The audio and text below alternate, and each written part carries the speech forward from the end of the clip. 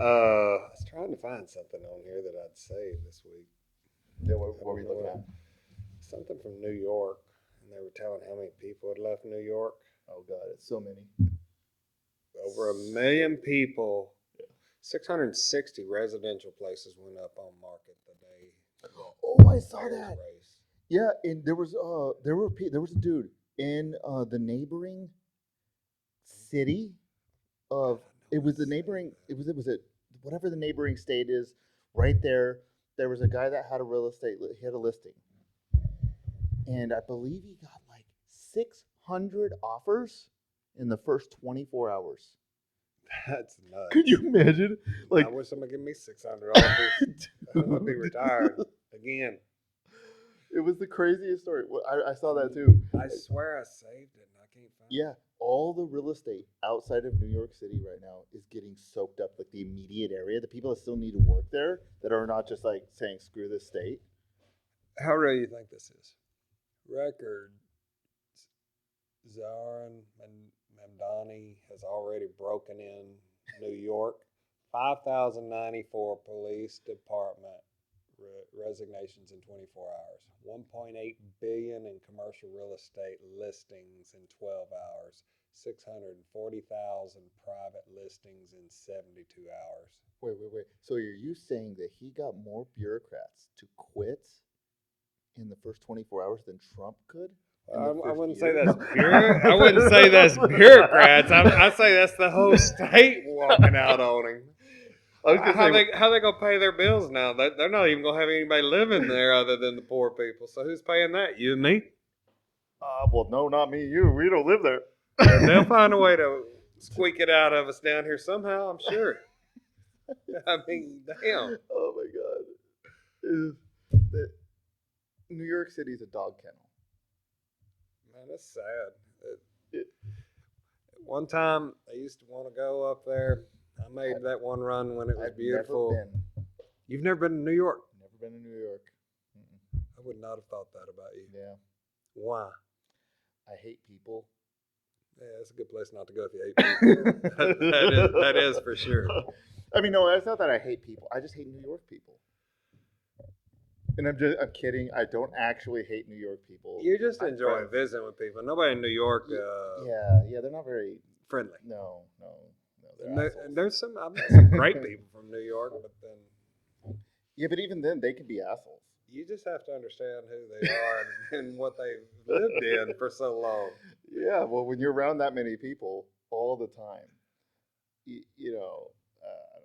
don't know.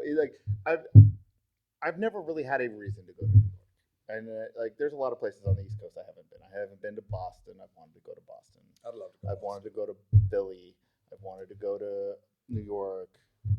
I literally could care less about Jersey. Me too. I've been to Chicago. Basically that first state over from the Mississippi on down is about as far as I've gone, and it's like something about the second state over I've avoided. So you're not moving anywhere east. Oh God, no. From Texas. No, not anymore. I keep going back west. And then I'm actually finding myself as far away from both coasts as I can, and that's where I'm landing. That means you're gonna leave this one next.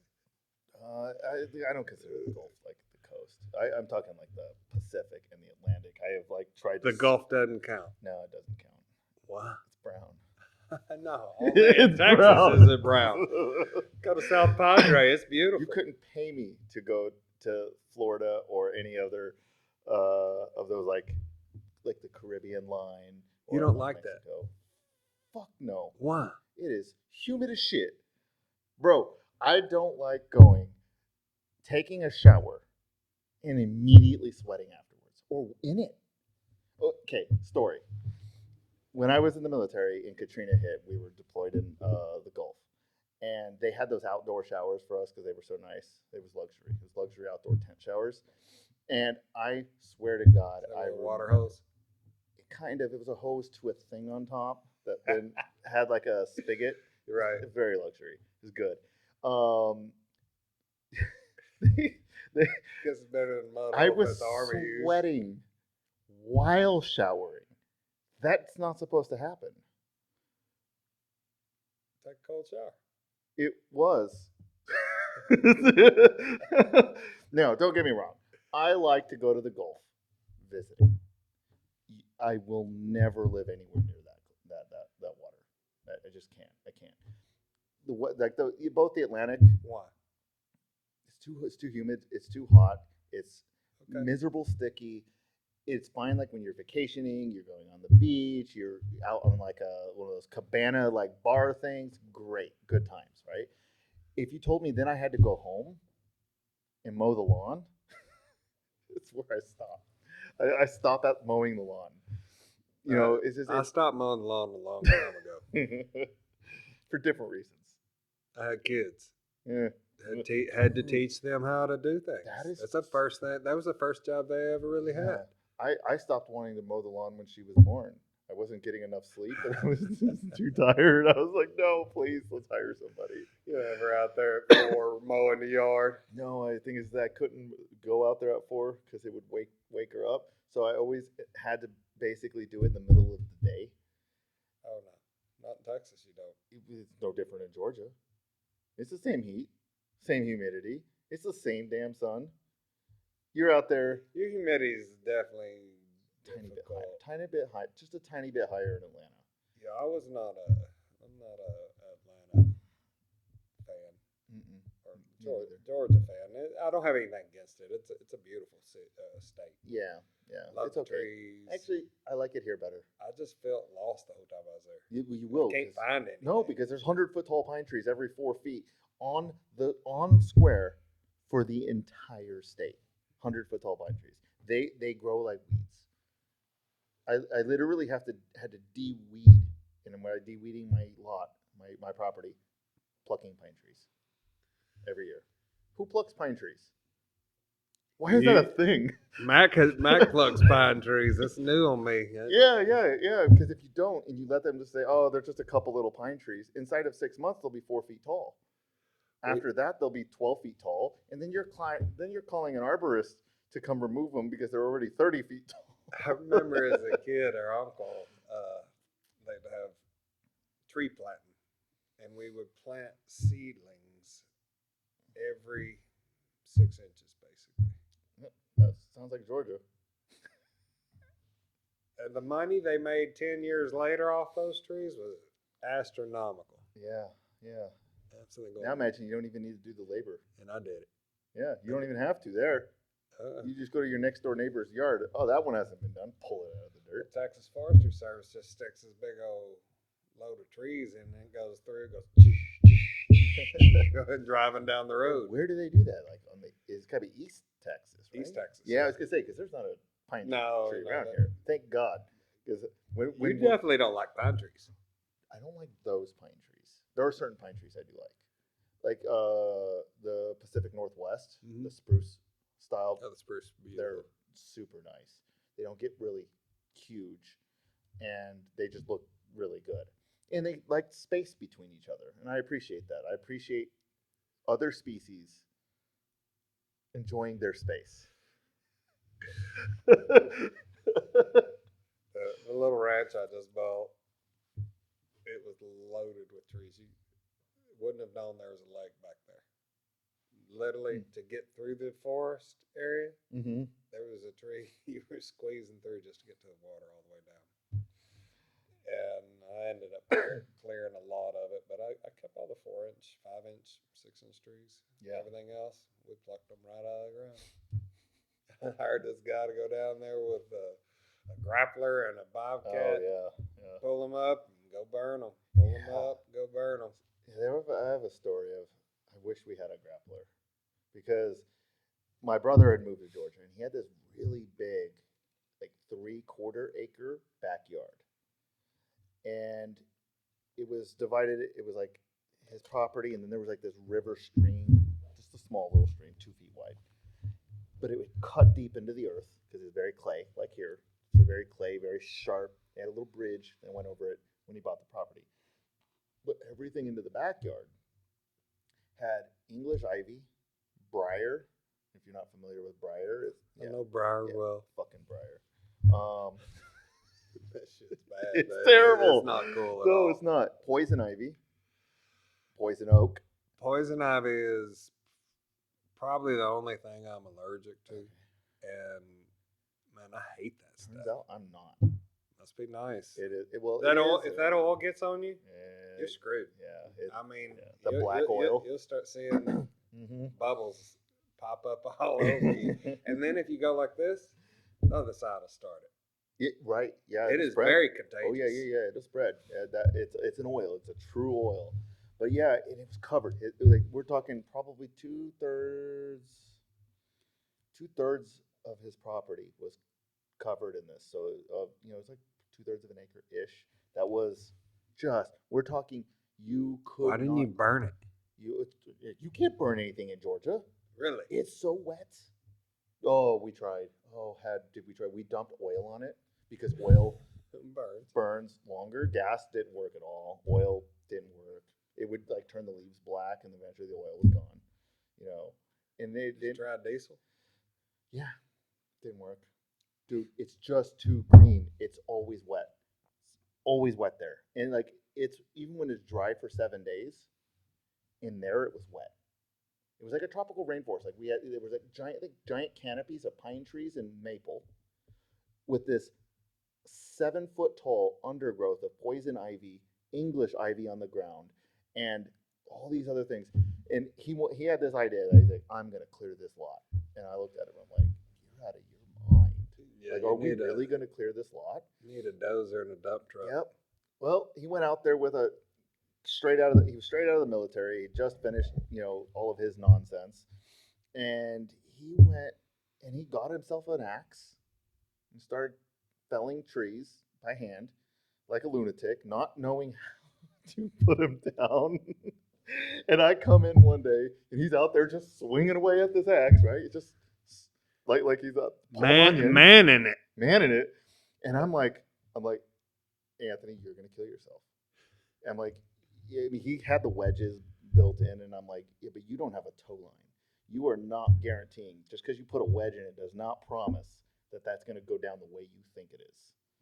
Like, sometimes they just, even with the wedge, and as you're chopping, sometimes it just shears. Yeah, and drops and then straight. It goes the other way. You were not intending on top it to go. Of the house. So we ended up getting some, like, string. It was, like, strong tensile strength string, like that really tough shit. And I tied a rock to it, and we just threw it up into a branch to where it locked and wedged, wrapped it around the tree a little bit, and I took some of those cargo straps that you would use on like anything, and I did around a tree to another tree. Why? Because I didn't want to be, in the line of it. We don't care if it falls on a tree. That doesn't matter. What I didn't want to be is like, you're sitting there cranking it, you're cranking it right to yourself. So I wrapped it around off to the side. And also, if the rock comes loose, I didn't want to be in the route of a projectile. And that might hurt. Yeah, and then we just cranked it, and then he just finished cutting it, and it just pulled it. And so he felled like 12, 13 trees. And they were all 70 plus feet tall, which is dangerous for one person to do in a city. This is in a metro, by the way. This is in Metro Atlanta. This guy's never cut a tree? No, never, not in his life. That was his first one. Luckily, I had showed up when I did. And then once he got all the trees cut, and he was literally, he finally after that, he got a chainsaw because he was like, that's not worth it. He broke almost like 3 bones in his hand because he didn't know how to use an axe correctly, holding too tight. Apparently, you have to hold real loose. Yeah, he was holding too tight, was fracturing bones in his hand. Yeah, or blisters everywhere. Oh, he had those too. Yeah, because he with blisters, he's like, I'll be fine. So he would keep going until he was fracturing bones. That's a little too far there. And so, but then it got really bad. So once he got the big trees laid out and he got them cut, and we're just, you're wearing. These are all pine trees. Pine trees and maple. And we were getting tall, like up to your knee boots. Like I wouldn't go out there unless if I was tucking my pants into my socks with tall boots, like proper military going into the mud style, because of the spiders and all the other nonsense that's out there, and the ivy and all the other poisonous stuff, and the briar wanting to shred you at every given moment. It all gets on your jeans and will go through. Yeah. Degreaser works really well. If you want to make sure you remove any ivy that's on your pants because it is oil, industrial strength degreaser on your clothes afterwards. Get rid of it right now. Dawn dishwashing oil. No, I would not. Industrial Gary. strength degreaser. Dawn dishwashing oil. I want the color off my clothes. That'll take the color off. Dawn's supposed to be gentle on your clothes. That's what their advertising is. Work to get all that oil off all those ducks when they had that oil spill. Yeah, I guess. Literally, they That's true. That's true. cleaned up a whole country with it. They still use that as their advertisement. I tell you what, Those ducks are forever in Dawn dishwashing marketing. you know, I have a laundromat down there. Yeah. And anytime we get oil spots, anything like that, Dawn. oh, we have cases of that stuff. Pour it on there, rub it in, scrub it in, and stick it in the wash. Wash usually bubbles for 2 days after that, but it takes all the oil stains out. Yeah. Every bit of it. But So it's an amazing product. so when we got to the ivy, he didn't know what to do. He was in there trying to just chop it out with an axe in like the briar, and it wasn't working. Like it just like we couldn't. You were cutting it, and then it would cut and break, but you knew it was still in the earth, which is not good because that means in 60 seconds it's coming back up and probably attacking you on the way out because that's what that shit does. So. So I came up with this idea. I was like, what if we roll this like a carpet? And I'm like, there's a good chance that because when you roll things, it tends to gently de-earth stuff. And I was experimenting with it around this one tree. I went in with my gloves and one of those the fork style like gardening tools, and I just got it in there and I started to pull just to break free. And then I basically went in there and I started grabbing it and just rolling it. And I'm like, and it was leaving it clean. I had like a 2-foot section that was completely stripped clean. And all the roots were rolling out with it. And I'm like, Anthony, I think this is how we do it. For 2/3 of an acre, we roll. You know, for $600, you had a bobcat over there take that and put it in back end of a dump truck. But here's what I will say.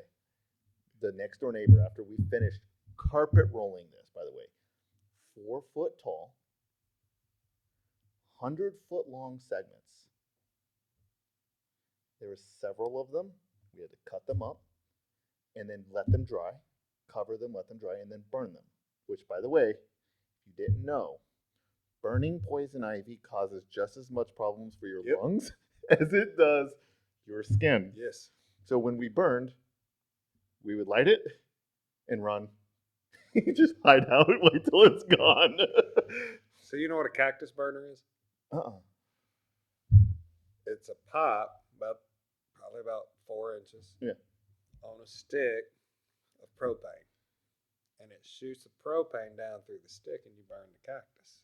So you don't get all the stuff in your twigs. Nice. But it's, literally just, you're just whipping it back and forth across this stuff to kill it.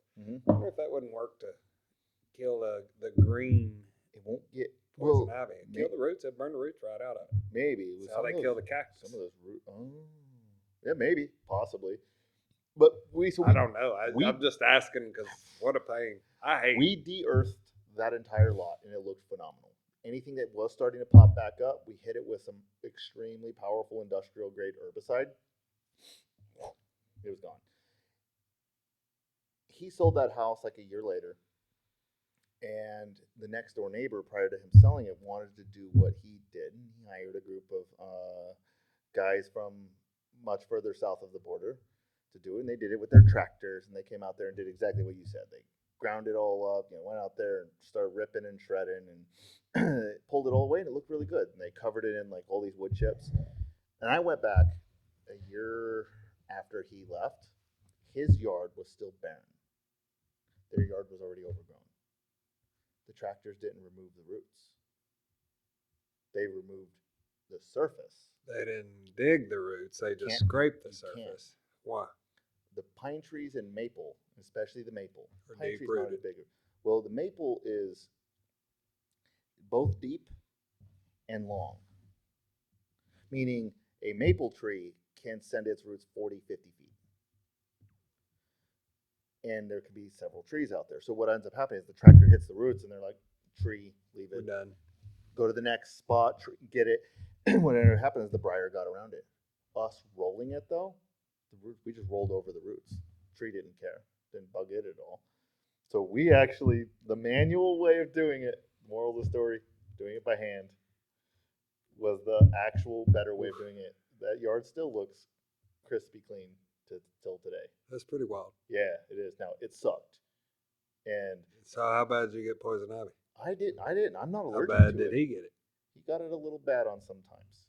Like there were some times that he was there. Well, let's just say we were donned up like hazmat gear at a certain point because like we were wearing gloves, and then we would tape our long sleeves in the middle of the summer to the gloves, tucking our jeans into our socks with the boots over the top of that, and we were wearing scarves, stopping debris clouding. You know, like some of that, you know, that stuff can get real nasty out there. And yeah, it was hot and miserable, and I just did it for free to help him, and it was awful. Be I'll careful never do what it you again. volunteer for. I mean, I didn't volunteer. I just helped him. He wasn't expecting. He was out there doing it by himself, whether I was there or not. And I'd show up when I could show up just to help him because I knew how much hell that was. Is that your father-in-law? Huh? No, that was my brother. Your brother? Yeah. Yep. So tell me about some Bitcoin. What's your thoughts with all this Bitcoin? Lots of craziness going on about it in the world. Bitcoin's crazy. Are we gonna see $1 million? Yes. You really I believe that? do really believe that we will see $1 million. I think, I mean, there's a number of reasons why we will see $1 million. My guess, 5 to 10 years. Some people predict within 3 to 5 years. I think that's being a little aggressive to say you'll see $1 million, but you know what? Bitcoin's done some wild things, so I don't know for sure. I do believe that it'll be $1 million because it is the only real asset that you can buy that is truly finite, meaning there is an end. Once in the, we're technically not at the end. You can still mine for it, but it's ungodly inefficient to the point where most people don't bother mining anymore. It's what's been found has been found, and the code's basically been completed. The institutions are buying it as a Hedge. yeah, to a degree. It's kind of like a hedge. It's a combination of both a speculative bet and a hedge, because it is as finite as it is, and all the institutions have agreed that it's worth something. I mean, at the end of the day, what makes it worth? What makes anything worth anything? If somebody is willing to buy it, is willing to buy it and say it is. If the institutions are buying it, they can get rug pulled too. So you know, like a major hedge fund or a major or Wall Street firm like a Vanguard or a BlackRock, if they're investing in it, then there has to be security there, right? Because they're investing in it. They've only got your 401k. Everybody's 401k is invested in like 3 firms. Right. So that's only, several trillion or more dollars, 30, 40, 50, 60 trillion dollars or something insane that they control. And Bitcoin's invested in part of that. All right. So let me ask this: Bitcoin's at 115. No, it's at 84 now. Oh, is it really? Yeah. It's taking a pretty good dive. Yeah, and there's a good I reason. hadn't looked at it. Yeah. So but, it's interesting. Bitcoin. Hang on. Okay, I gotta ask this question because I'll probably forget. Okay. Got 100,000. Let's just say it's 100,000. Yeah. And I'm gonna give you $100,000 worth of gold. Mm-hmm. Which pile do you pick? $100,000 of Bitcoin or gold? Bitcoin. You like it that much? No. 2 reasons. Have you ever bought and sold gold? Mm-hmm. It sucks. 1, gold peg price, you're always going to lose percent in, percent out. 2% in, 2% out. You lose a couple dollars. Bitcoin, you'll also lose a lot more. percent. Still same math. Couple percent in, couple percent out. It's roughly about the same. If you had $100,000 in gold, your local shop's not going to give it to you. So now you're taking it to several shops. It's a pain in the ass. $100,000 of gold weighs a lot. Where are you going to have it? Easy to steal. Gold sucks. In that aspect, gold sucks. I think that if you wanted to have a small amount of gold, 2 or 3 gold ounce coins, 1 ounce coins, I think that's fine. If you were to say, hey, I want to give you 25 gold ounce coins or 30 gold ounce coins, it starts becoming a little much. It becomes very easy to be stolen. I don't like things hanging around. Buddy, I've lost so much money in the crypto business. What did you Fraud. XRP had 20,000 stolen from me. How did that happen? Tried to transfer it to a place, and they said I transferred it wrong. They kept my money. Or nobody got it because crypto. So they got it. You can disappear. They got it, but because I didn't put 01 or some kind of thing on there, they kept my money. I personally, when I do crypto, I do it through platforms that are actually controlling the crypto. I don't do it through wallets. And the reason I don't, I'm not saying don't, for anybody that's listening, I'm not saying don't go do wallets. I just don't know enough about it and how to do it for that exact reason. Yeah, that's the reason. That's why I don't mess with it much anymore. Like Webull or Robinhood or some of the other trading platforms, you can buy crypto on there now. Yes. And that makes it way easier. And if you even, let's say you want to buy crypto, you want to buy Bitcoin. They have a Bitcoin ETF. The ETF buys the Bitcoin, you just buy the ETF. I bid or something like that? Yeah, something like that. I'm not exactly. There's a few different ones out there, and all they do. I saw it on Charles Schwab yesterday. I was shocked. I'm like, well, they're selling XRP IBIT. Yeah. Or something like that. Yeah, and if you find a certain crypto, I don't personally. I think that at this point, unless if you're doing speculative bet, I think Bitcoin is where you want to be. Bitcoin has made the standard now officially. Before it was like Ethereum or Bitcoin. Which one's going to be the one? I think in the last 5 or so years, Bitcoin has established itself as it is the one, because Ethereum has not tracked Bitcoin anymore. The rest of them are for fun. XRP is utility. I really believed in that one, and I sunk some money in that one. Do you still have it? I can't get my stuff back. Oh, that's the one that you mis-zeroed or whatever it was. Yeah. At that point, I've tried to hang people. I mean, I'm mad at the world over it. Yeah. And I don't want to touch that stuff anymore. Yeah. It's so unknown. When did you? You must have bought that a while ago. I've had it since it was a couple of cents. Okay, you had it a while ago, because that actually makes sense, because everybody's like, oh, I would have bought Bitcoin when it first came out. No, you wouldn't have. Do you know how hard it was? Oh, I didn't. $8 offered to me. Yeah, but even in then, do you know how hard it was to buy it? It wasn't easy. It wasn't. You don't go into your local, Robinhood account and I'm going to buy Bitcoin for $8.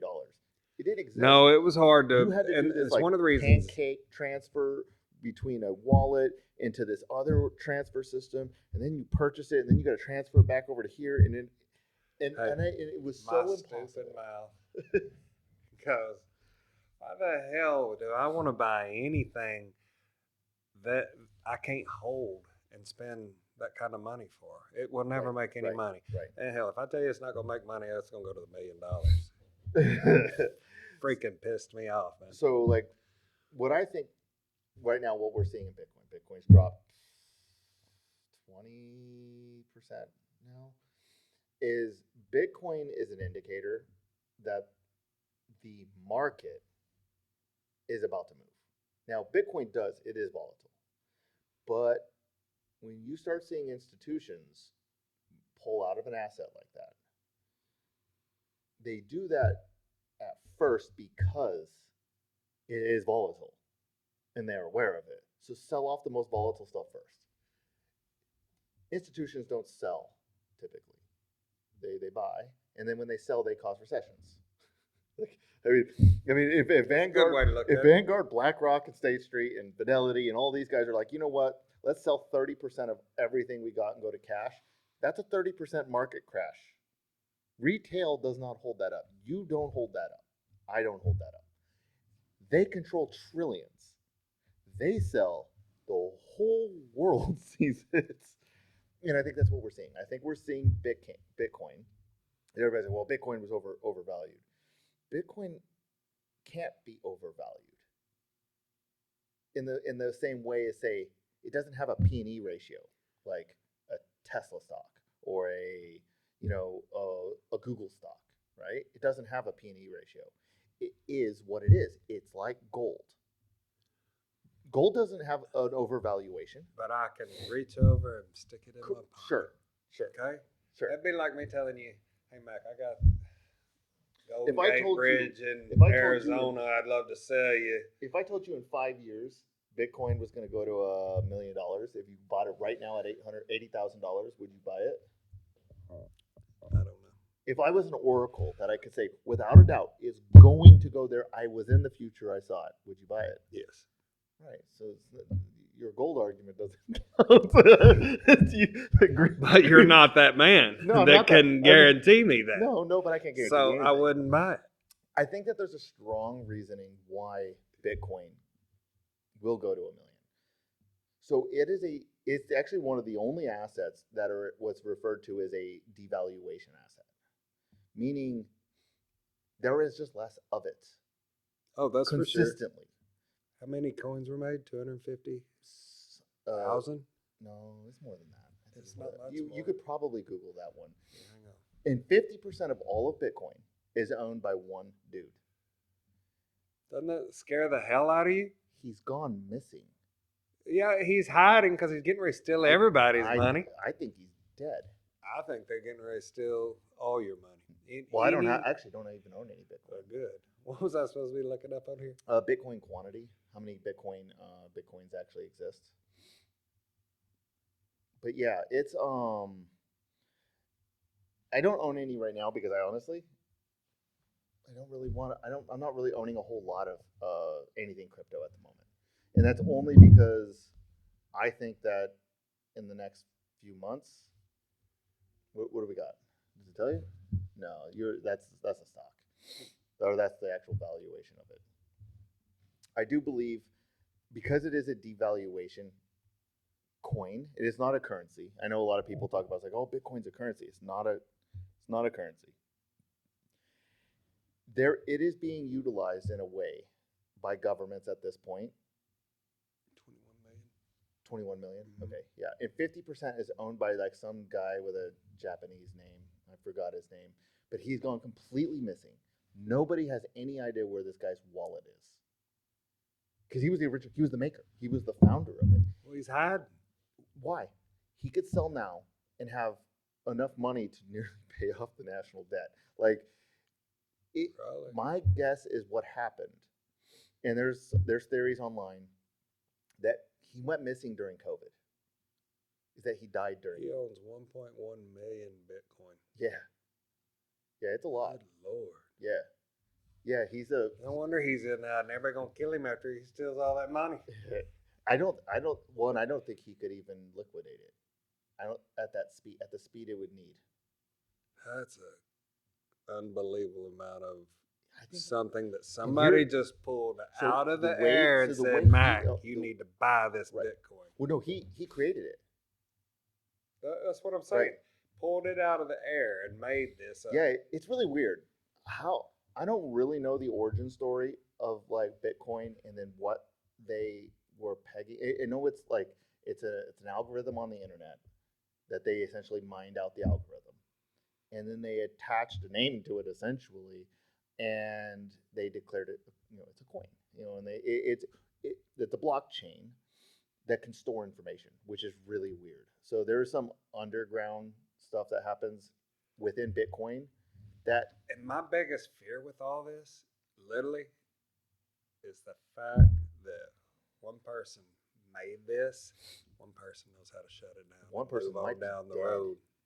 Everybody who knew or the he's guy, plotting to take everybody's money across the world. apparently the people that even knew the guy haven't heard from him. Like that were involved in the iteration of Bitcoin have not heard from him. Like there's like legit theory that the guy died. And here's the problem with wallets. As you know, you mess up one digit and it's gone. Yeah, I know that very well. If he died, there is 50% of the Bitcoin left. It'll never be. It can't be recovered. There is no recovering it. This is actually what made Bitcoin as valuable as it was, and is still today. Is that you can trade. Like they have, like I guess, a messenger thing, where you can pay. I can pay you in a Bitcoin, like a small portion of Bitcoin, like let's say call it 10 cents worth of Bitcoin. Encrypt a message in there, send it to you, and you can purchase that from me to read the message. And it's so secure, it's literally unhackable. It's just not. It's so unfathomably. If it can be built, it can be hacked. The thing is that I don't know if it's like they built it or it existed. And that's what the mining concept is behind it. Again, we're talking really weird, like, it's not even, it's like, this is, you need a Bitcoin expert to come in here. Well, maybe we can get one on here. Yeah, that'd be great. Maybe somebody will reach out to somebody big in the Bitcoin industry that really could come in here and explain it to us. Because for me, I've read so much. It just seems crazy. It seems crazy, fishy, illegal. I think we're gonna wake up one morning. I felt that way. Everybody has just lost their Bitcoin, and it's gonna be a huge. Yeah, but problem. think about who that affects. It affects the U.S. government. It affects most governments in the world. Dude, it affects that one person from Japan made this. Or I think out of thin air. His name was like Japanese. I don't know if he even was from Japan. Like that's the thing. Asked him here. Yeah, but why I think it goes to $1 million? It is a depreciating asset in the sense that its actual the quantity available to the population demand is always, there's just not enough coins. So what ends up happening is that, supply and demand, right? The demand goes to the moon. The supply is constantly being basically diminished, and people. That's his name. Where am I looking? Right there. Yeah, Nakamoto. Yeah, everything I've read about this dude, gone. He's just disappeared off the planet. Let's ask. This thing here is going crazy for me. Yeah, I bet it is. Your AI is gonna be like, oh, what are you on today, Wes? I'm on ChatGPT. Yeah. ChatGPT is asking you what you want. You're right. No one knows if he's alive. Yeah. Identity and status is completely unknown. There has never been any verified communication from Satoshi since 2010, and all attempts to identify the person or group have failed. Here's what we know. Last confirmed activity, Satoshi last public message was in December 2010. Private emails to early developers stopped in 2011. None of Satoshi's estimates, 900,000 Bitcoin, have ever moved. Yeah. Why? No one knows if he's alive. Satoshi never revealed real name, age, country, gender, or any personal identifiers. Could Satoshi be dead? Many experts think it's possible because of 14 years of total silence, no movement of any Bitcoin despite massive price increases, but there's zero proof either way. Satoshi could be alive and intentionally silent, a group instead of one person, deceased, someone who identified with who already know, but who never spoke up. There is simply no confirmed information on this man whatsoever. Yeah. Dude. And you want to buy that crap? I'm not putting my money in that shit for no reason. None. You already are. No, Do you have anything invested in the stock market? Do I have anything invested? Yeah, I buy. You got some Vanguard growth funds. You got no, some nothing funds. like that. You got I buy ETFs? stock. You had no ETFs of any kind. Okay, so then you might not be exposed to it unless the company that you're investing in. DHI is investing in. Is not. But maybe you don't know. You got their books. We're probably going to start selling houses with Bitcoin for long. We are the largest builder in America. You know we got to try new stuff. Hey, at the end of the day, we gotta sell houses and make money. And if people have this Bitcoin around and need to spend it, why not open up the market to it? I think it'd be a great idea for all builders. But who knows? As long as you have a way to move it. When you work for the largest builder in America, nothing's impossible with those guys. Yeah, I mean, incredible company. You would never find a better company than this one. Yeah. No, the people here are solid. I mean, like any company, we got small issues to deal with. Right now, we're dealing with this economy craziness and not selling the houses where should be. I mean, it doesn't surprise me though. But markets come and go. They get going really fast and then they slow down. And I mean, think in the last few years it's been slow. Like, it's the interest rates up. I think obviously in the low interest rates mid pandemic, when the housing was, I bet it was crazy. That selling a house was probably a dime a dozen, literally. But now interest rates are too high. It's it's causing a huge amount of stress in just the overall economy. Not just the individual people, the loans that they're pulling, but businesses are suffering from it too. In the sense that and I think that employees know, at least the ones that are, they must have a gut feeling that interest rates are high for them. They probably know interest rates are high for businesses, and when businesses are pushed to the edge, right at the edge, if layoffs start happening, employees may know. Maybe there are small layoffs happening, pocket layoffs. There's layoffs happening. This causes people to do what? You going to go out there and buy a house right now? Would you buy a house if you were thinking, I just bought maybe one. I'm getting laid off? Bought one 3 weeks ago. Yeah, but I mean, you're different. Okay. So how many houses do you think the largest builder in America sold last year? A couple of thousand? No, more than that. 10? No, it's got to be in the hundreds. No. Of thousands. No. Millions? Not a year. Not a year? No. How many? Last year was 89,000. Oh, okay. I figured it would have been like 2 or 3. But I guess that's since 1978, I think we've built over 1 million homes. That's huge. Yeah. It's a lot of houses. It's a lot of houses. I mean, I thought I was pretty bad building thousands of homes, and it's not even worth telling anybody I built 1,000 homes, much less 2 or 3. Shit. I mean, that's a lot of work. Building a home sucks. It's tough. I tell you, nothing good.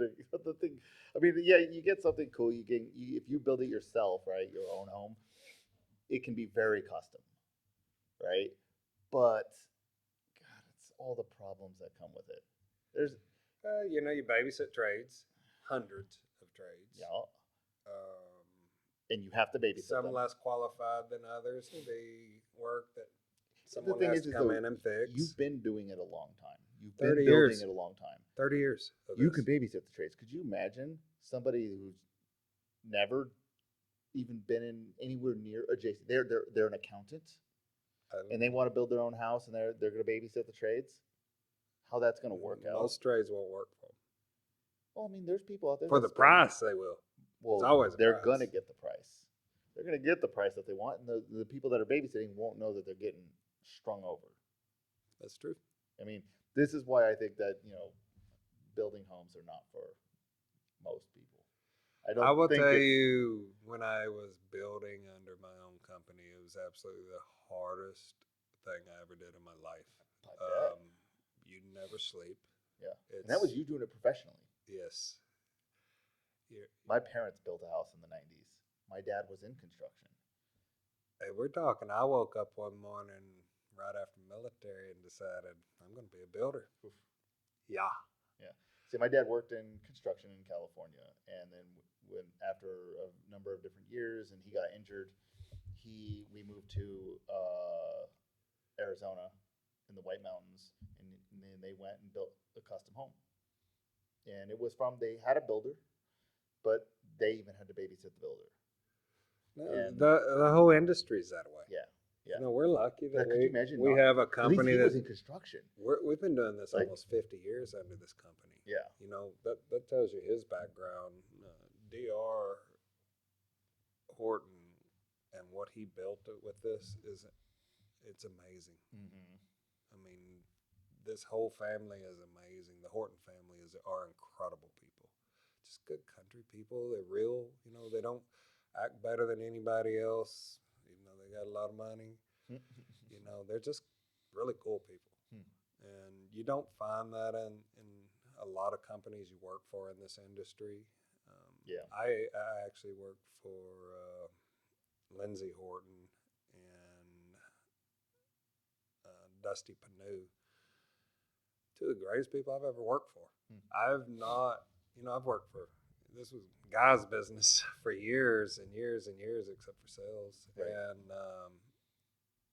the leadership under Mel was a lot tougher than these guys. They seem to care a lot. Okay, they push you to your limits, but they actually care about you, and that's something that's hard to find in this industry anymore. Yeah. There's things I wish they'd change, but I'm not ever going to fix that. I mean, there's some big people inside this company besides some little peon like me over here in sales, driving because I came out of retirement after a health scare and heart problems. Yeah. And I've had more fun this time around in my life working here than I've had in my 30-year career of building and sales. Here you are, you're doing a podcast. And now I'm doing a podcast because, hey, the higher-ups want us to do social media and stuff, and I'm not a good social media person. So, so you're just going to be the social media person. met you, and you showed me a different way to do social media that I couldn't have imagined doing it this way. I can't wait as we start growing this podcast, Wes's World. Yeah, it's going to be cool. With all the realtors. Yep. It's start with them. Fun watching them all of a sudden call me this week alone, or last week alone. I hadn't seen 5 realtors out here in a week ever. Yeah. And I had 5 realtors out, and you know what? 4 of them asked me to do a podcast. That's funny. That's so funny. So they're starting to see You're stuff. becoming the social media guy, which is hilarious. Hey, no, we're gonna be the real estate social media. Hopefully, hopefully we'll get my wife back up here and a few others that have been in this industry and running the pavement, and making lots of sales, doing some interviews for us. What do you think it's going to take? Because obviously your guys' sales numbers are a direct result of economic conditions. What do you think it's going to take for the buyer to be just a little bit more confident? In the sense that, because at the end of the day, sales are numbers. Yeah. Right? It's a numbers game. And if you're not getting numbers usually are a result of... If Powell changes interest rates and can get that moving, I think it will uptick us. What zone do you think it needs to be at? What does the Fed rate need to be, or what does the mortgage rate need to be? Because mortgage rate's usually 1% or 2% higher than the Fed rate. Need to be 4.99 or less. The mortgage rate. So you're looking at the Fed rate needs to be 3 and a quarter. So like right now we're 3.5. We're doing a 2-1 buy down, and what you get with that is a 1.99 1-year rate, 2.99 second year rate, and then 3 through 30 you're getting a 3.99 rate. But man, we pay a lot of money for that, like 11 points, so people can have that rate. Right. So it's unbelievable. How long do you get to keep that rate? Like, how much is that? Is there a certain amount you have to buy in a year? We have to buy. How does that work? We buy for the entire country, I assume. I don't know this for a fact, but I've been told we buy for the entire country, and when it runs out, we're done. Oh, okay. And then they so go you buy. have like an allotted amount. We buy an allotted amount, and then when that runs out, they go and renegotiate and try to get a better deal. So 2 months ago, we were only 3.99. So if the Fed decides to say, you know what, completely reverse course, we're dropping rates down to 2, and the Fed rate is all, you can get mortgages 4.5 for 4. What happens with that? We sell a lot of houses at that point. But your buy down was to 4.9, 3.9 in those. We sell a lot of houses still. I mean, we lead the market. Right, but the rate buy down does it, because obviously then if they're able to get a private loan like outside of, They can't beat us. Well, I mean, You can go get any kind of private loan you want, but if you're the going to pay 11 points. no, if the mortgage rates were to, let's say you can get a 4% or a 3.5% mortgage loan because the Fed drops the rate like crazy. Does your guys' then you buy down just affect that point and it goes down to like you guys can offer like 1% or 2% loans? I Because of don't. the buy down? I doubt you'll ever see anything below 2.5 because it's Not 2.5. I'm talking like the 3.5 zone I that you think- could see. I think you will see more builders do 3.5. Right, but your buy down right now, because the rates are more like 6.5, Mm-hmm. you're, let's say 6.5 conventional, you guys are 4.9 Right. conventional. If the national rate becomes, let's say, 4, Mm-hmm. and your guys' conventionals bought down to 4.9, does your buy down then get affected by the Fed rate where you're like, if the rate's 4, your conventional can be offered at 3.9 or something like that? I don't know how that works. If they decide to purchase more. So whatever they purchased, they just purchased it at 4.9 regardless of wherever So like the Fed right rate now, goes. we have a 3.99 rate through, I think they just turned it on through January. I know it's for sure through December. Oh, okay. But I think January. So it's a near term thing. It's not it's a 12-month long. We don't know how many we're going to build or sell. Right, okay, that makes know, sense. If we knew, So it's not like they can crash the rate. You guys are stuck holding a bag of 4.9%. right, all of a sudden we're at. You're higher than the market. No, I don't think that would happen. Okay, But because it's a short term buy lot. that's what it seems like. And then they can just renew it if they want. They just buy more. They just go buy another lot of it. Okay, and that could be even lower if the Fed rate starts to drop, because then they say, well, we're buying now at this newer, lower. If they're going to stay ahead of the market, they will need to buy a little bit Right. less than everybody else is willing to buy. You got to make it Or more. you go back to lower prices and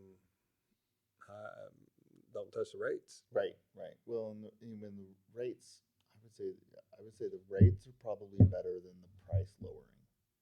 And the reason I would say the rates are better than the price lowering is because price lowering affects the entire market around your squishing values, which is going to decentivize in some ways people buying, because they're like, well, if we buy now, we could be squeezed for forever. But if you buy rates down, that doesn't affect. That actually, if anything, improves property values. True. So I would say instead of lowering prices, lowering rates manually is actually the better. Yes, either way, the company is using money to. This company would prefer to move prices up. Yeah. And buy the rate down. I think that's the right move. I think that's the smarter move. I think going the other direction is a bigger detriment to not just the whole market, because at the end of the day, people are buying mortgages, not houses. I mean, people are buying payment now. Yeah, well, that's what I mean. It's not even a mortgage. They're buying a mortgage in the sense that they don't it's care their about the payment. price anymore. It's what's my payment. Right. That's And an interesting right. concept. Well, and that's what I mean by buying a mortgage, right? They're looking at what is the payment going to be, and I do believe that. I think that's why I think it's better to push the price up if you have to, or have a better market price and buy the rate down, because the rates are going to affect. They both affect like this, right? But moving this down, especially if you can do it in a way that is, let's say, damaging to the margin of the company, both technically are. Are they not going to damage the margin here? Well, technically both damage the margin, right? If you could just sell for $360 and you go get your own loan, that's better for the company. But why wouldn't it? Why wouldn't it be? Because we own the mortgage company. Why would that be better for my Oh, I company? didn't know. I didn't somewhere realize else? DHI was actually your guys'. I thought it was a partnership, No. not an ownership. No. Oh. The insurance company, same way.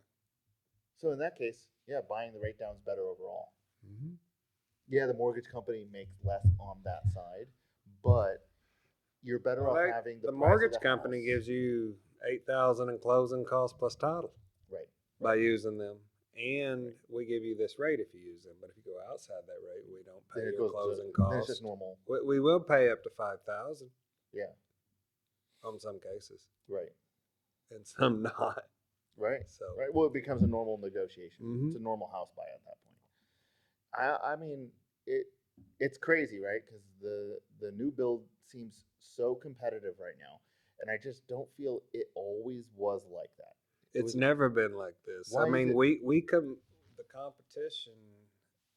Um, But why is it like this? It can't stay like this. So what? At what well, point? it's why the market's in trouble. You've got all these people that would move, but they can't sell their house. Because They the rates bought were during too low. COVID. The prices were up a lot higher than they needed Oh, to you're be. talking the 22 buyers, not the 20. 22, 23, Yeah. and 24 too, because those Yeah. prices didn't go down. Right. You don't ever see these guys drop their prices. Right. So I then mean, the- unless you get in a and then market there's not like enough we're at. used house inventory, or the ones that are the Right prices now- have not gotten up to where they can Let me ask get you out of this. the house. You looked at used houses. Why Yeah. didn't you buy it? Almost bought one. But because it why was didn't you specific. buy it? That was a whole separate reason. I believe it was just a bad deal. Divorce went through. We placed an offer.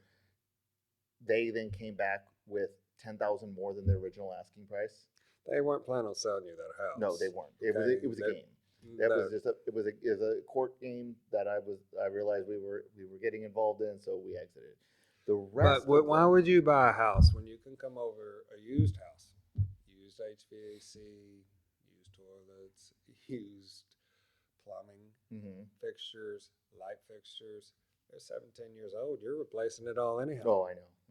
So why would you buy a used house? One, you're not going to get the interest rate we have. It used to be, and I'll speak on this. When I bought, let's say, the house during COVID, like the week before we went into lockdown, we closed on our house in Georgia. That house was $235. We bought it for. They were starting to build houses across the street out of where our little community was. Across the street, they were starting to build. There was like 3 or 4 houses a builder put up right there. Those houses were a solid 100,000, 120,000 more than everything that was in our neighborhood. Or they newer, of course. Ours were 1980s, but it was like way outside the price range. Were they significantly bigger? No, not significantly. Were they bigger? Yes, but not significantly. Not $120,000 bigger. More bedrooms? Maybe. Probably not. Probably not, but maybe. Maybe one more. Maybe over like a 4 versus a 3. Property was smaller, so their dirt was smaller. Arguably, their dirt was in a far worse location. We had a great location where our house is, our dead end cul-de-sac, like a tri-cul-de-sac area. Theirs was on a main crossroad. So like if you needed to get over to this main road over here from this main road, you had to rip through here. Our community was in this zone outside of that mess. And getting out of your house in the morning with rush hour would be impossible. But it was still $120,000 more to buy that house. Well, used to you could get a older house less expensive than a newer house by law. And now it's not that way. Which is what I don't understand. Now maybe it is just well, the weirdness when of the COVID came. Think of this: when COVID came, the prices were already pushed to levels that they spike in they inventory. A lot of inventory people got drops, rich. spiked. Yeah, the people that didn't move stuck, and they're not Yeah. going anywhere because guess what? That house does not appraise for that anymore. right. So The people that bought it at the peak are stuck. screwed.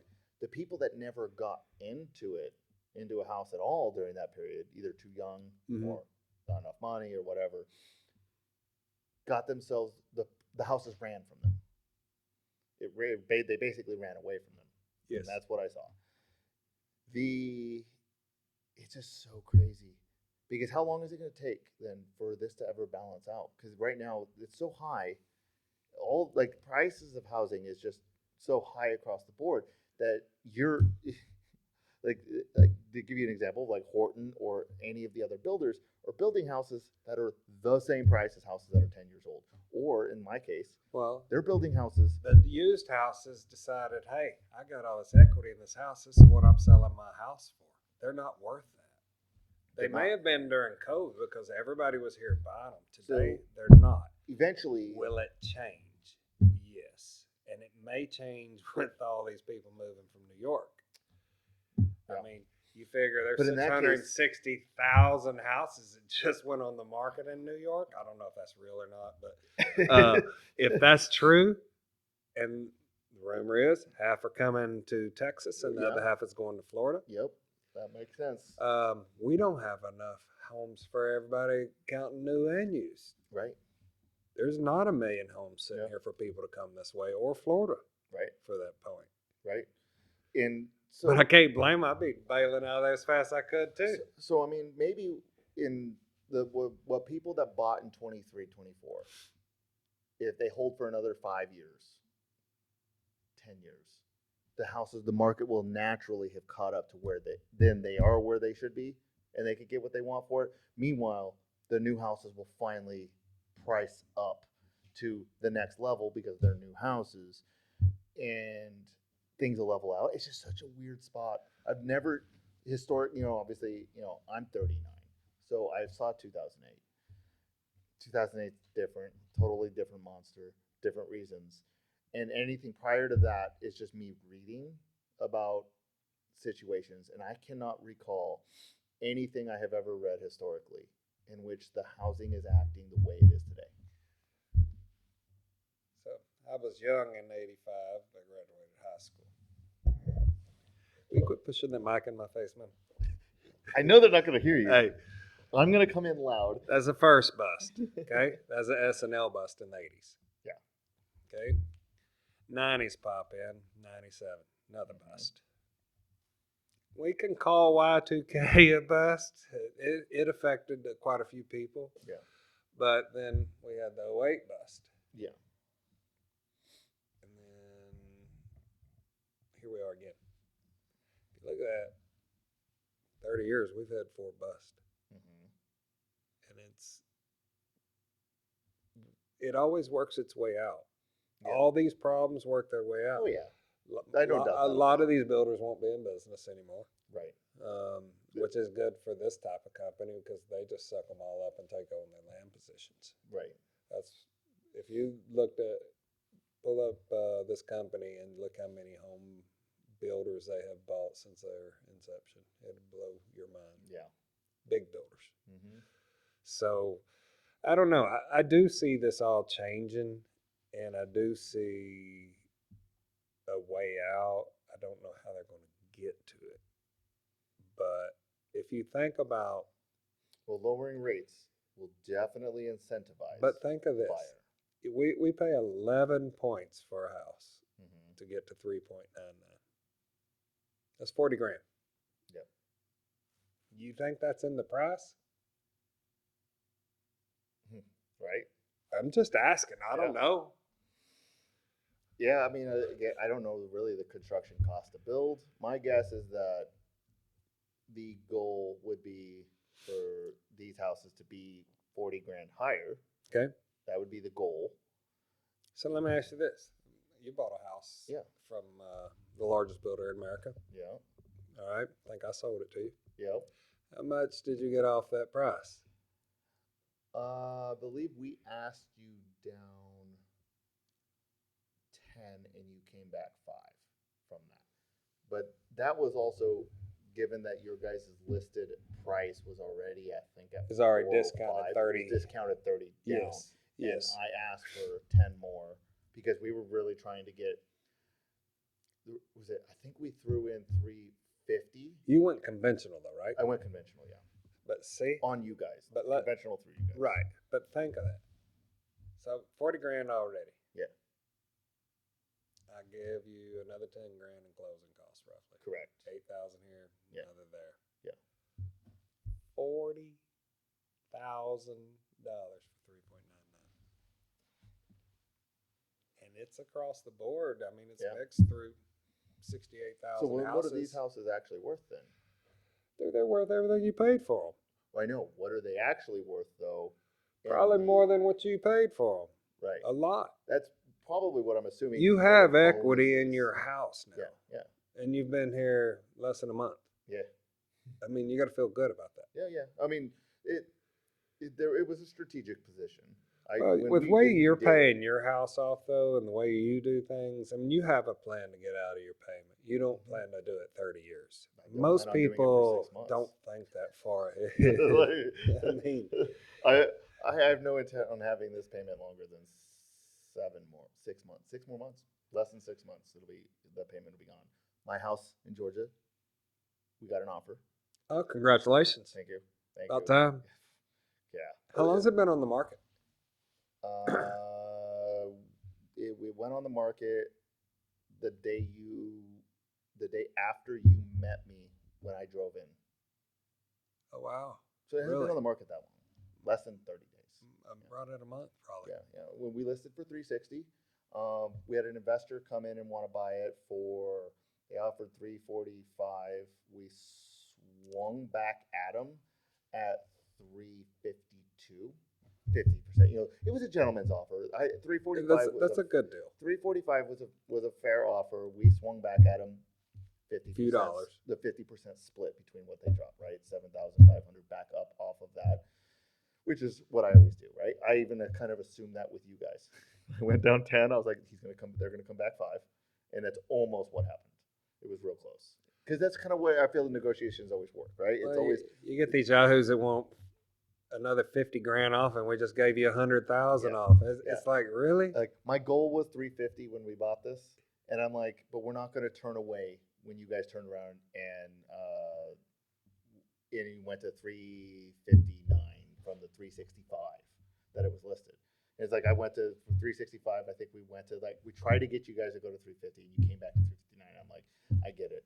I mean, you guys have already come down so much that I was like, I'm not going to sit there. You guys are giving appliances, you're giving blinds, you epoxied the garage floor, the washer, the dryer. You got a lot of stuff. Like, they did a good job for you. Yeah. You guys killed it.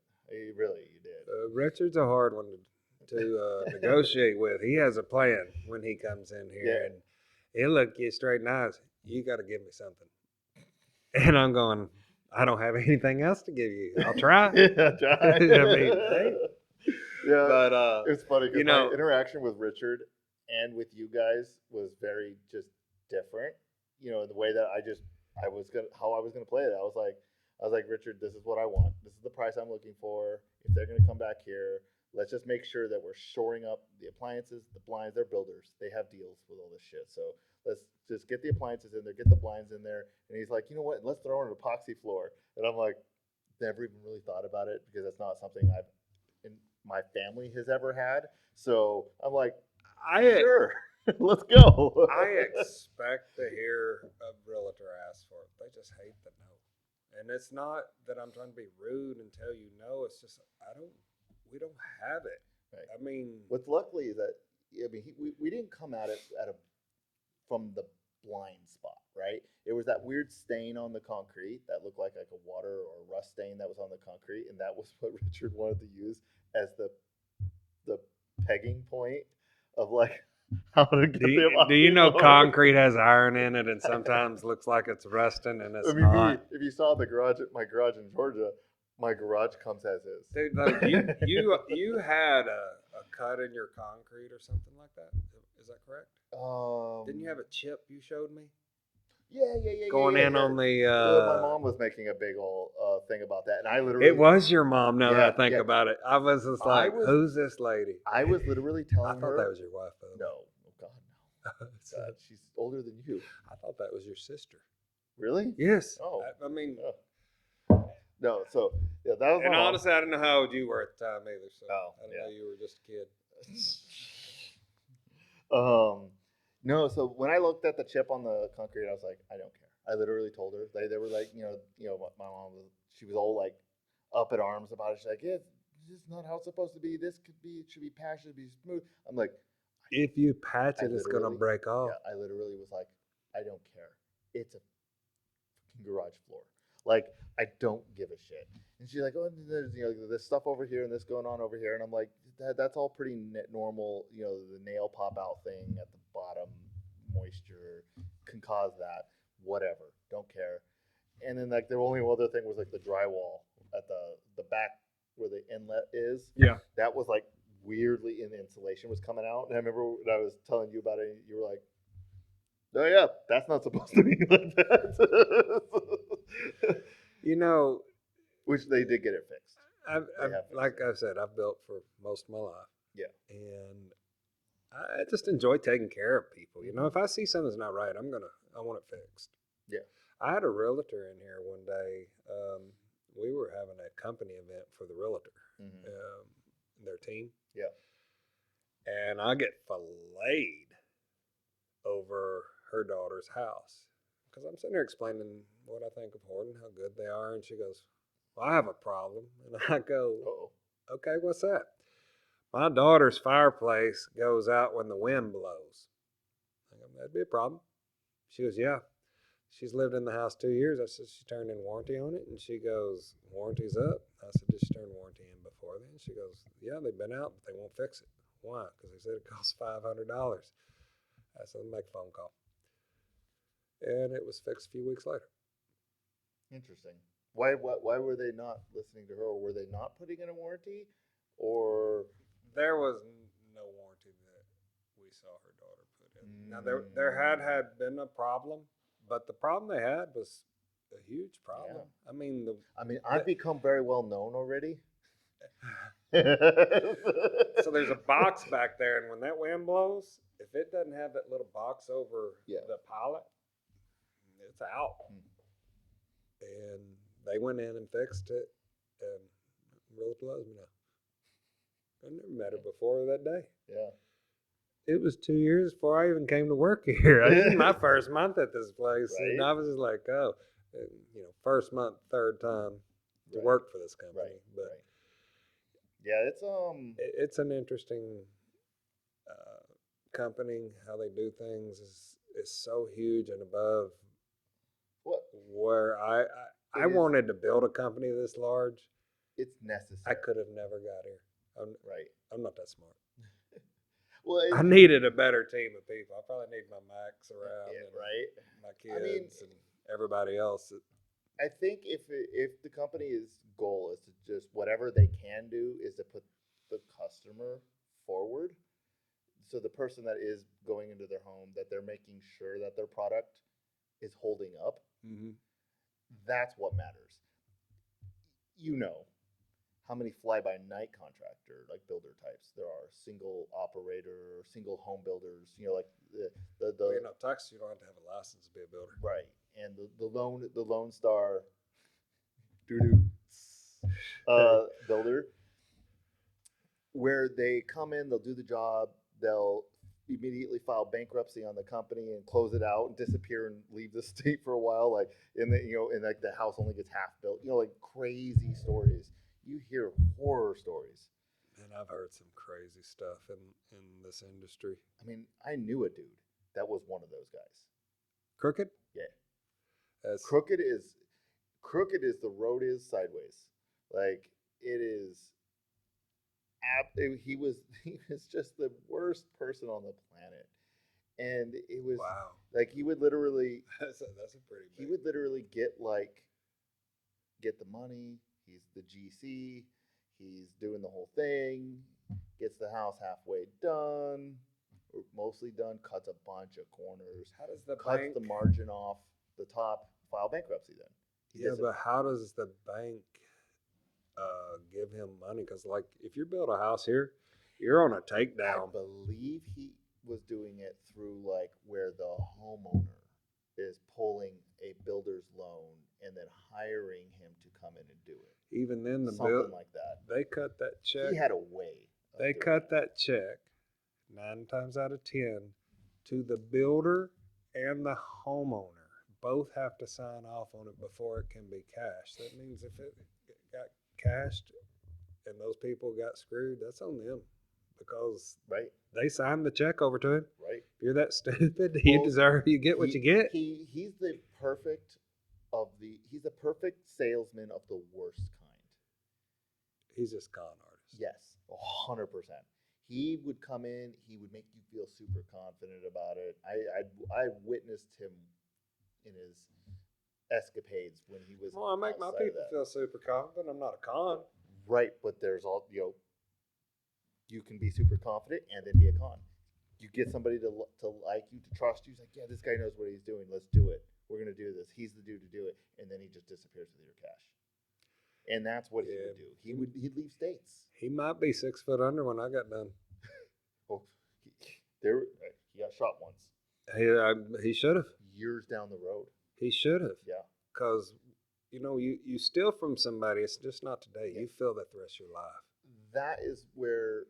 So when you're talking about a company like this, how they do it, well, they did it by not doing it that way. They must be putting to the best of their ability, the best product they can, try everything they can to make sure that their product always stands up. Why? Well, because if it does stand up, then what? If it meaning like, it comes out as like, no, there was a good experience, it was everything that they wanted, it was, X, Y, and Z, then people are going to be like, yeah, let's build with them. You know what? We got good referrals. This is probably what happened, 40, 50, 60 years ago when this company got started, right? It was then it would turn into a referral business, right? Original Horton. And he was like, yeah, this guy built his house. And then now he's got friends and they want their houses built. And then now all of a sudden, there's enough money and they can buy lots and then build out communities. And then people are coming in and buying them and they're getting at least the acceptable reviews to be able to continue doing it, which means that in this industry, acceptable reviews can be great because everything else is bad. There's very rarely is it like just 5 stars across the board. Like this is, peak everything. When you're putting out that many houses, you're going to get people in social media, Yelp and, Google reviews that'll always pull things down. But I would say, to be landing in that 3.5, 4 stars and putting out as many as they do is phenomenal. A lot of businesses wouldn't look at their competing industry. How many one star check boxes and triple, and like F rating in the better business in the better business bureaus, and like this industry is rough for both customer and builder alike. And mortgages. I mean, it's a tough business. People think you can just walk in here and get rich. No, you work your ass off if you're going to get rich here. Yep. And you work 24/7. We got people telling us that we make too much money and 200,000 is plenty of money to be made here. Yep. And I'm like, salespeople don't work for 200,000. Right. Salespeople work for the $1 million ticket. Yeah. And when they start taking the salespeople out of the industry, I mean, that'll be the big. It's coming. Yeah, that would be a huge, huge mistake because, and this would be my warning as an outsider looking into it, especially somebody that's coming from the entertainment industry that is experiencing what you guys are not experiencing yet, is if you remove the human interaction, that connection, out of it, your sales will tank. I'm talking, you have bad weeks, whatever. Get over it. Bad weeks happen. Bad months happen. Bad years happen. You will have bad decade if you remove the human interaction. I agree with you, but I'm old school, so I don't see everything these people. I know you're. I'm younger than they are. Yeah, I know. Listen. Hey, you listen. I'm telling you right now. You start hammering us with. You start hammering potential buyers with AI videos, AI sellers, AI sales agents at your front desks, and calling up a phone with a chat bot or the phone bot that I get to push 4434442 and then I get angry and hit 0000000 till somebody picks up. I do too. And then they don't pick up and it hangs up on me. I'm not buying. I've fired enough insurance companies that have pissed me off because of their phone service. I've gotten the same way. I don't want to deal with people who don't want to talk to me. Right. I'm paying you. If I need a question answered, I don't want to listen to a fucking robot. Like, I know that you won't be here forever, right? You won't be here in Madera forever because you can't be. One, they could sell it all off, right, and gone, and they move you on to another. I could be gone tomorrow. Right. You could be gone tomorrow. It would feel weird for a good long time if you were gone. You are actually part of the community here, which is, like you wouldn't think so. Even if I left here, I'd still be here because Right. I build relationships. Okay, Right. my whole like how many people I go see on a daily Right. basis? Quite a few. Yeah. Because I walk the neighborhoods, And I every speak to single people. person here knows Who I exactly am. who you are, and if you were gone, the whatever the Horton's trying to present, they would be extracting the community and the face away. And anybody, if these people that you are selling to, a smart one would do what? Bye. They would go to the neighbors, knock on the door, and what do you think of this place? What do you think of the sales guy? You're not going to have a bad review from any single person that lives in this community. I don't think I will either. No. I mean, I work Well, hard. and that's Hell, weren't that's you part of with me the sales, other though. night when sprinkler? I was wringing wet. Yeah. I'm down there fixing some lady's sprinkler because Right. she didn't know how, and I just went down and helped. That is the part that the corporation, whether it's Horton or it's any other corporation out there, needs to not forget that a good salesperson is, especially with you guys, you become part of the community.